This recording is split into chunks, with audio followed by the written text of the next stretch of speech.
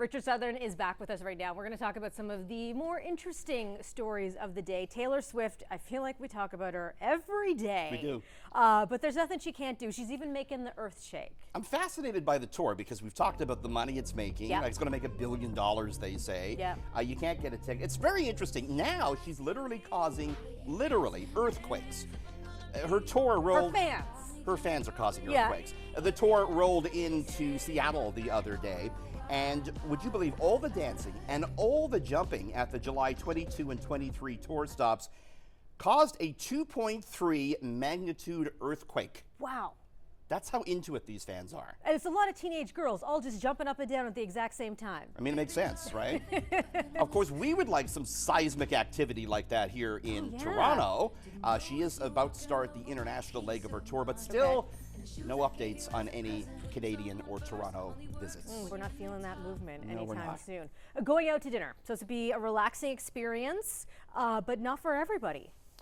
Menu anxiety is a thing now where they plug the menu down in front of you and you're like, what do I get? Or the QR code. Maybe there's also stress about finding the QR code to make that work. First of all, I hate that. Give me the printed menu. Yeah. Okay. Yeah. But you feel the stress about picking the right thing? No, because I do my research. Before I go for dinner, I check the website. I already know what I'm going to order. I'm so with you on that. And I hate when restaurants don't have the menu properly, presented on the website. Yeah. Give me the menu right away. Yeah. 3 in 10 adults admit to menu anxiety at restaurants.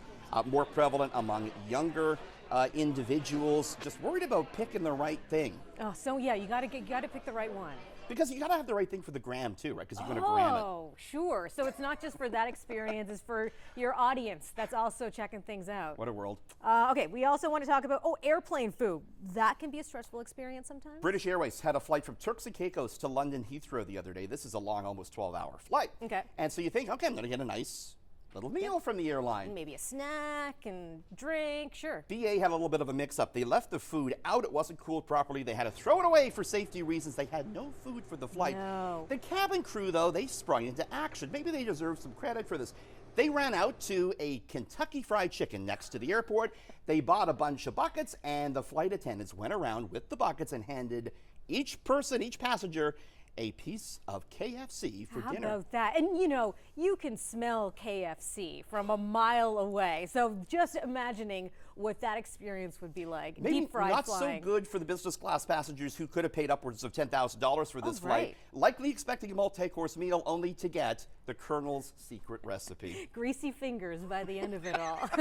Thanks for that, Richard. Might be a fun flight, though. I wouldn't mind it. Sign me up for the KFC flight. We have more coming up here on City News.